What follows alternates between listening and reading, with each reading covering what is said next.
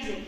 Though we are talking here about shifting from rote memorization to practical learning, but we ourselves, we are providing a kind of spoon feeding to our students, and we are not giving them a practical knowledge. So there are three important points that are displayed in this slide. First is these questions, basically these are for all of us to think and respond. First is, if you had the power to change one thing in our current education system, what would it be? Any one of you can share your viewpoint that if anything that you want to change in today's education system, what it would be? अभी तो sir भी नहीं है, आराम से हम कुछ भी बोल सकते हैं. बोलो कोई फटाफट बोल दो. Not pampering the child as we do. Yes, not pampering the child as we do. Okay. The second thing, do you think our students are learning for exams or for life? For exam, obviously. And the NEP and the NCF we are talking about, it is totally different to this. The third question, when we think of an ideal classroom, what's the first word that comes to our mind, your mind? Students are learning, ready to learn. Yes.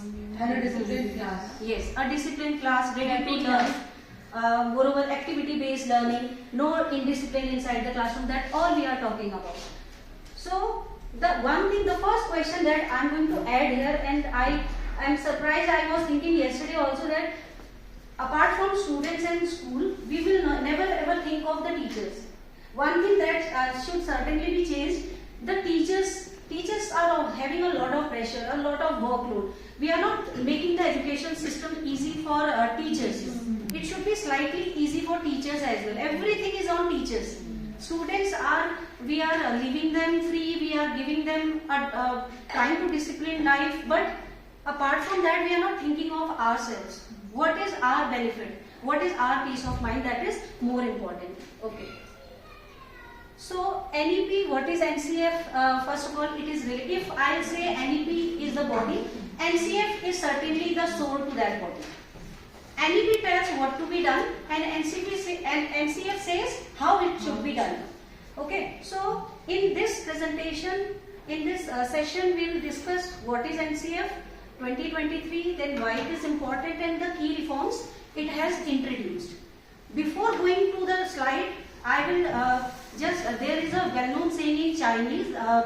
What they say that if you want to earn maximum benefit, बहुत ज़्यादा अच्छा फायदा अगर आपको लेना है और वो भी सिर्फ एक साल में, then you must grow rice because that is going to give you maximum benefit. If you want to earn for 10 years maximum benefit, then you should plant trees. And if you are thinking of lifelong, then you should be educating the people of your nation, because education is the tool that is going to develop all aspects of an individual's life. So here, National Curriculum Framework, NCF, it is basically a document that is shaping the education system. The complete education system it is going to shape. It is going to give a proper shape to the education system. Why we are saying shape here? Because in our country is a country where rulers from across the world they came. They ruled on us. Like we talk about the Mughal emperors, we talk about the Britishers. Whenever they came, they implemented the education system that they found to be helpful to create trained servants for them. But after independence, once we got independence, the most important challenge that came into the life of the educationists, or you can say the leaders of that time, that what kind of education system should be there for our country, because our country was enslaved for many years. They left thinking and critical thinking that comes later. उन्होंने तो सोचना ही छोड़ दिया पहले. They were totally dependent on the Britishers. So the education system that point of time required to create the workers, but not the servant workers. To create constructive workers, those who are going to lead the nation in the years to come.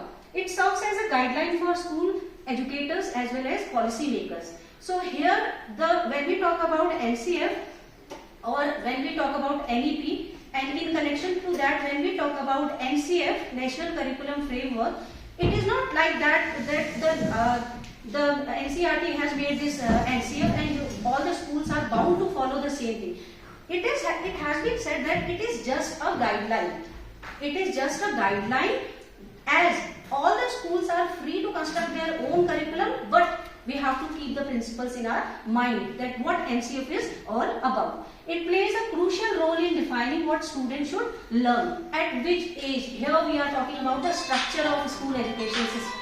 How learning should be assessed, the assessment process. Earlier it was summative assessment when there was the structure of 10+2. Now it has turned into the formative and the continuous and comprehensive evaluation. Then comes what educational experiences should be provided.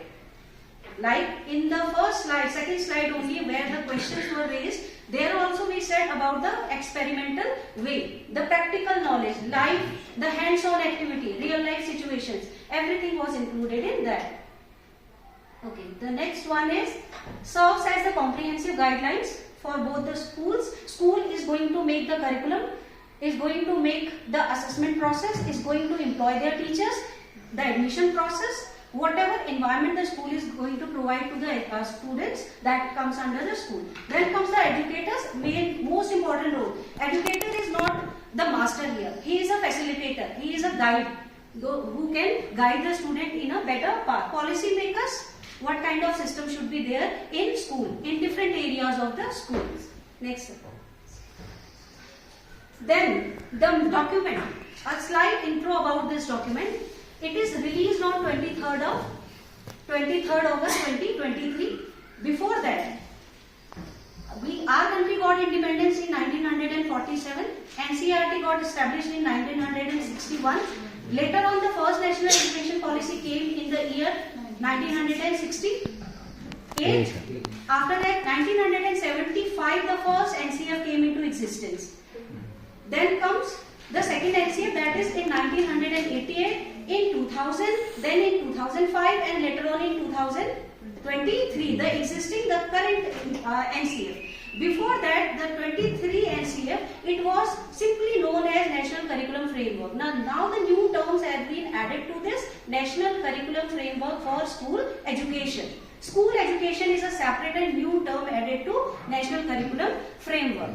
So, it is basically implemented and made by NCERT, and it has been made to just imply or to attain the objectives set by National Education Policy 2020. The chairperson of this committee was Dr. K. Kasturi Rangan, and the aim of NCF was to reform or redefine or totally change the school education system in our nation. So next. Okay, so NCF, this is a 588 or more than that page document. So it is very difficult to read that document. It is difficult as well as sometimes it becomes boring. We don't want to read it. From my perspective, what I will say that I have seen multiple videos on this, and from those videos I have got much of the content.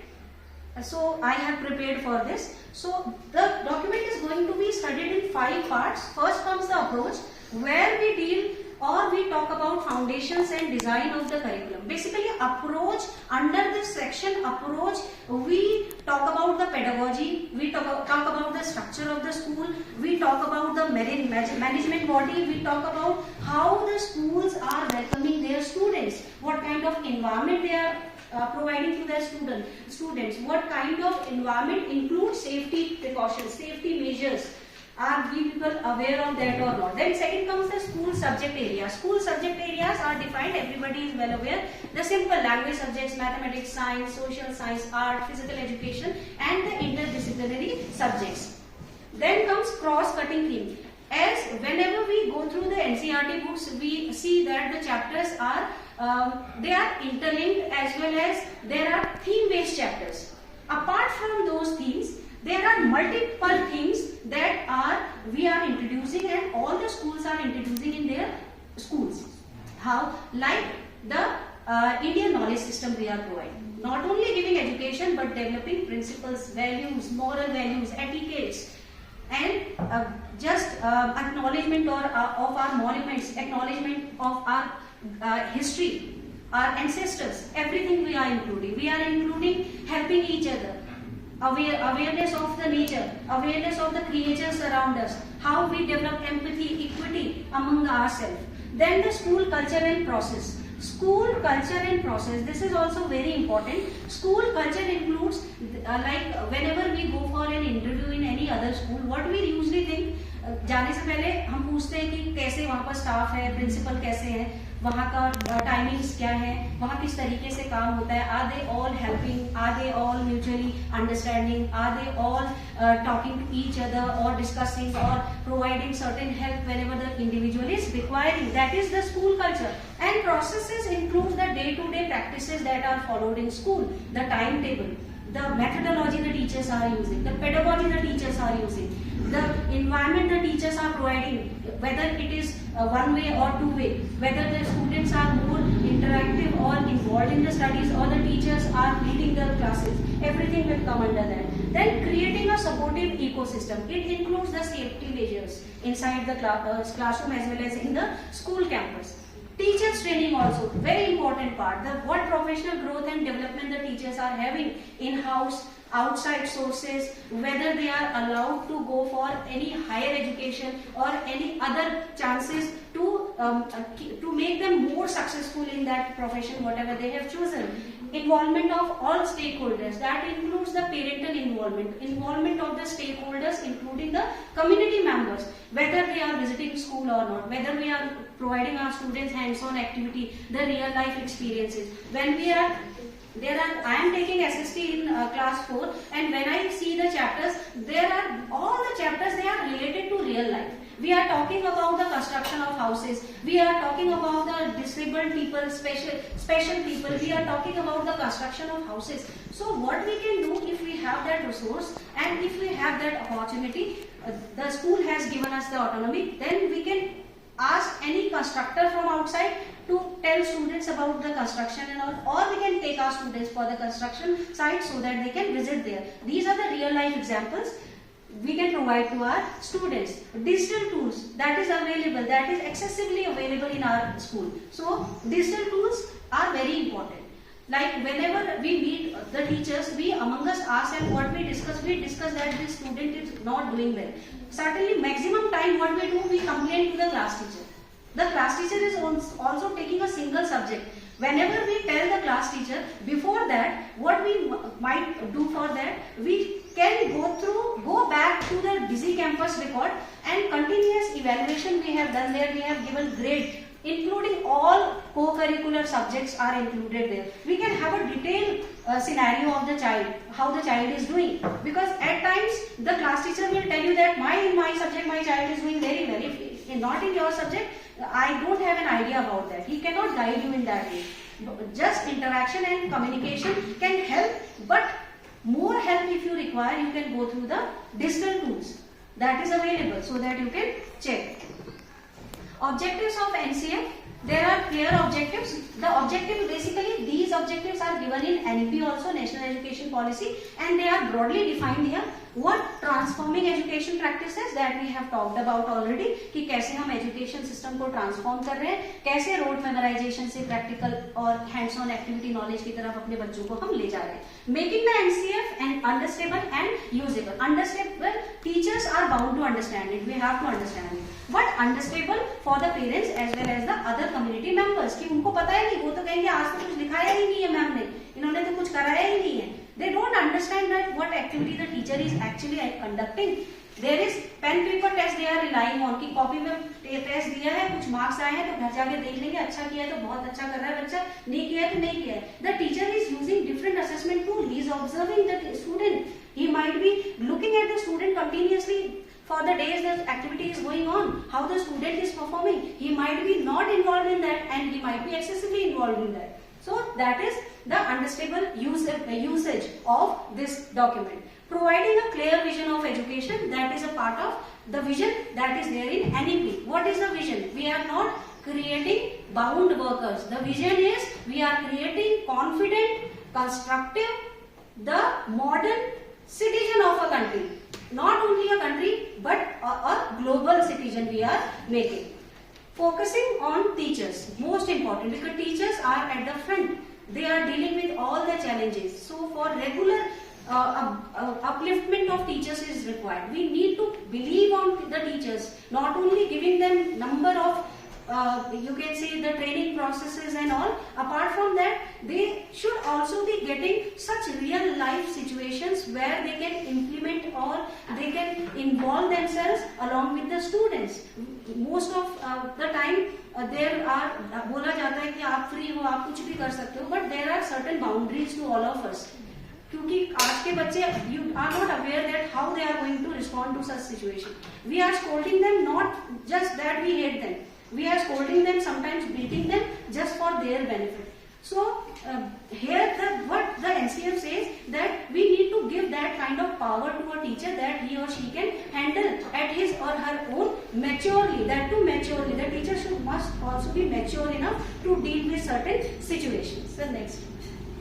Now the structure, we are very much aware of that, the structure of today's education system and the traditional earlier education system. Earlier we were having 10+2 system, now it is divided into this structure, we all are aware. ठीक है, और इन्हीं structure के base पर education बच्चे को कब क्या पढ़ाया जाए, किस limit में पढ़ाया जाए, कितना experience उसको दिया जाए, that is there. So next. Pedagogical shift, वो भी हमने डिस्कस किया अभी, from rote memorisation to practical knowledge. So learning through play and story based learning early age, that is basically for the Bal Vatika classes, the foundational level that comes from right from the nursery class till class 2, where you are about you must teach the students about whatever they experience already had at their home. Here we are talking about the play and story based method. Play and story based method, like here in the foundational level we are not allowed to use textbooks. Basically what is NCF is all about at the foundation level, that the textbooks are not used. Students should not be aware that they are being taught something. They should be feeling like whatever we had in our mind at home, that is in continuation. That is a story which has started at our home and now it is being continued in our school, so that they will not feel any kind of disparity and suddenly they start crying and there is a explode of emotions. It will not happen. That is why there is a merge in the schooling also. Earlier the foundational level students, they used to study in some different schools, and later on once they join the different school, the environment becomes totally different and wild for them. Earlier it was very difficult for them to cope with that situation. So to deal with that condition, the school has been merged, so that the student will not feel that they are into a fresh environment. They will feel that the connectedness, that right from their schooling they are at the same place. Then inquiry and discovery oriented teaching should be there. Like we have taught a chapter, then the exercises comes, we are writing or searching for the answers, displaying on the board and students are writing. It should not be like that as per the new curriculum framework. It should be inquiry based. Let the students inquire that what could be the answer or to that situation, how the students will respond. Everybody must will have different opinion regarding that. Discovery oriented teaching, let them discover their own learning, so that they will remain in their brain, in their mind for a later period. Then integration of arts course and ICT across subjects. Earlier these all three aspects, people, especially the parents and the other stakeholders, community members, used to think these are the light periods. Still today students feel that these are a light periods, they roam around. These are not light periods actually, and these periods are not taught to the students separately. These are all the part of our curriculum, all subjects. Like in every subject, I am taking SST in class 4, Hindi in class 4. There are subjects, there are topics that can be taught with the help of art, while art is related not only with the language subject, not only with the social science, even with mathematics. Like when you teach them symmetry, when you teach them different kinds of shapes, everything comes under that. Sports as well. Sports is not just a PT period where students come out and they are free to play. It is a kind of growth and development that the instructor is providing to the student. He is not only teaching him the students a variety of games. He is basically making him healthy. He is making him fit. He is putting that knowledge into that student's mind, that if you play games, You will develop a sense of discipline, teamwork, sportsmanship, everything is included. ICT, it is a inseparable part of education system today. All the subjects are including ICT. Whenever we are teaching and going inside our classroom, we are using those ICT tools, and it is making our teaching and the students' learning more effective inside the classroom, and that we come to know when we start assessing our students. क्योंकि simply अगर हम किसी को कोई चीज पढ़ा रहे through lecture method, आपको लगेगा, कई बार हमें लगता है ये बच्चा सुन ही नहीं रहा है, ये समझ ही नहीं रहा है, और वहीं कोई वीडियो प्ले कर दिया जाए या कोई रोल प्ले कर दिया जाए या कोई डिस्कशन स्टार्ट कर दिया जाए, they interact, they participate. It means that ICT is a very important tool, very beneficial tool in the education system. Medium of instruction in home language till grade 5. That is very important. Now we are talking about the multilingualism. But till grade 5, it is instructed that home language as well as the local language can be the instruction, medium of the instructions. We can impart knowledge in that medium. So next. So foundational literacy and numeracy. This is already done by Monica ma'am in her presentation. That foundational literacy and numeracy. इसका मतलब क्या है कि जब बालवाटिका का level बच्चा खत्म कर ले रहा है, classes nursery, KG, UKG as well as class 1 and class 2, reaching to that age, reaching to the age of 5, the child must be knowing to read, write, understand, comprehend as well as do simple mathematical calculations. वो आराम से कर पाए. So strong focus on reading, writing and arithmetic in early grades, linked to Nipun Bharat mission. That is the initiative taken by the Ministry of Education, where we are making constructive individuals. That earlier also I said, we are not creating workers, we are not creating people, those who are the job seekers. We are creating constructive, good citizen, confident and proficient citizen for the country.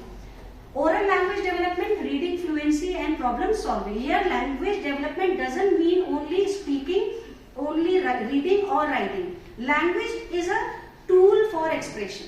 Whether the child is able to express himself or herself comfortably and other person is able to understand his her language. Then early literacy and numeracy skill that can be developed in early age by giving them real life practices, examples.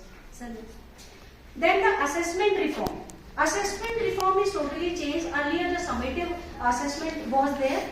Now it has totally gone to the formative assessment. Formative assessment doesn't mean the exam time paper test. Formative assessment is a continuous comprehensive evaluation that goes on once the student reaches to a particular class till the end of the session. It goes on. So here memorization to skill and competency based assessment. Student is not here to memorize things. He is going to comprehend and become a competent person, individual, so that he can live his life successfully. Introduction of formative and diagnostic tools. Diagnostic tools here means whenever you are teaching inside the classroom, you are assessing the children through observation method or some other kind of method. There you find that the child is struggling in some areas, so you have diagnosed it. You have first of all identified. Now the diagnostic will be done. The teacher will identify that what are the causes behind that, and later on immediate response or immediate help will be provided. That is going to help in inclusion as well. That is going to help the special educator, the counselor as well, because half of the work is already done by the subject teacher. Then comes use of digital progress tracking system that we have already discussed about our Dizzy campus, that how we can track the progress of a child throughout the session. It will not only help the class teacher, but it will help certainly to the other subject teachers as well. Then multilingual education, emphasis on 3 language formula. It is very important. Now students must learn 3 languages. First is their mother tongue. Okay? Then second, any regional language or the languages which are given in our constitution. There are 22 languages. Apart from that, any international language the student can opt for. He can or she can learn. Promotion of mother tongue, regional languages, that too bound, the teachers are bound to use that till grade 5. Then comes enhancing appreciation for linguistic diversity. Now why it has to be done? क्यों 3 languages? Why mother tongue? So that all the students, those who are inside the classroom, they will develop a sense of respect for their community, the country, the religion, the languages people are speaking.